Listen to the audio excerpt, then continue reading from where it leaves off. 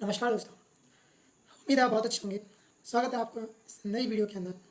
आज बात करेंगे इजराइल और फ़लस्तीन के बीच चल रहे अभी इस युद्ध की, जो कि 8 तारीख को स्टार्ट हुआ है, जिसमें गाज़ा पट्टी के अंदर रह रहे एक ग्रुप, जिसे हमास ग्रुप के रूप में जानते हैं, उस हमास ग्रुप के द्वारा 5,000 रॉकेट छोड़े गए इजराइल के ऊपर, और वहाँ पर इतनी भयंकर कैजुअलिटी देखने को मिली है, जिसमें करीब 1500 लोग मारे गए हैं।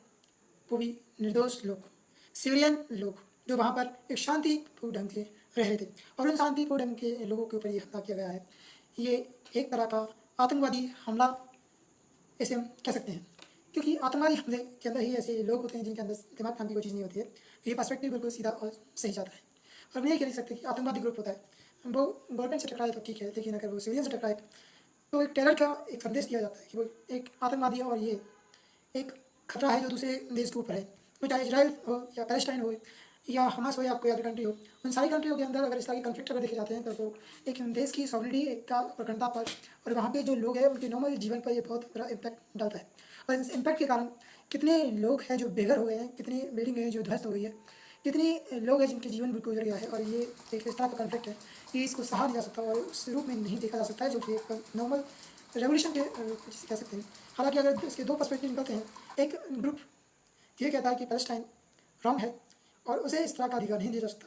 एक ग्रुप है यही कहता है कि इजराइल एक ऐसा देश है जिसने एक ज़बरदस्ती या कह सकते हैं धोखे से अगर पैलेस्टाइन का जो एरिया है उसको कवर कर लिया, यानी उस पर एक अधिकार डाल लिया है, जिसके आज पैलेस्टाइन देश के ही लोग सुखी और शांति के साथ नहीं रह सकते।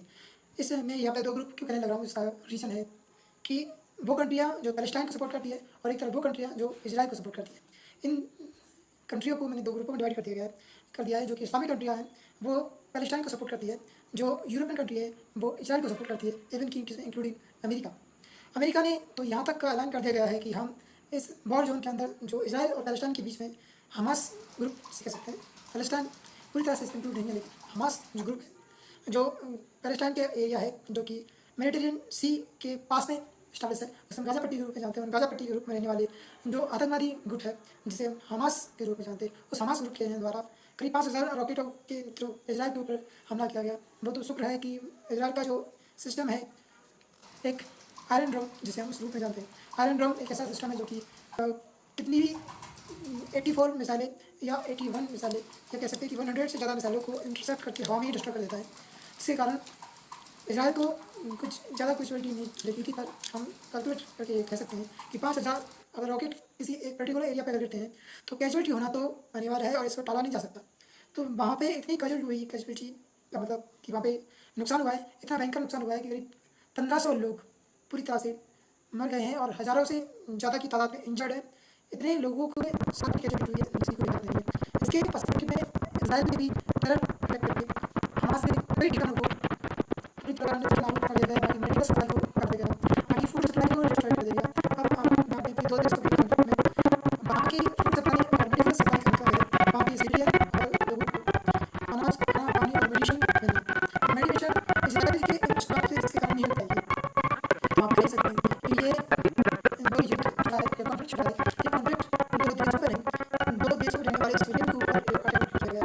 और ये अटेम्प्ट एक डेंजरस कैटेगरी में हम इसे डालेंगे, क्योंकि सिविलियंस के ऊपर ये अटैक हुआ है। मिलिट्री ग्रुप दो देशों की मिलिट्री के अंदर होता है, वो एक डिफरेंट चीज़ होती है, वो सॉवरेनिटी के ऊपर जाती है, लेकिन अगर सिविलियन के ऊपर एक टेरर अटैक या कह सकते हैं इसी पास जो कि इजराइल ने किया है, वो एक आतंकवादी की तरह ही बिहेव करते हैं कि उन्होंने जवाब हालांकि हमास को दिया है, लेकिन जो वहाँ के नॉर्मल लोग हैं, जो नॉर्मल लोग हैं, आप पूछना चाहेंगे कि उन इनोसेंट लोगों का क्या दोष है, उन इनोसेंट लोगों ने क्या बिगाड़ा है इजराइल का जो इजराइल ने सब कुछ किया।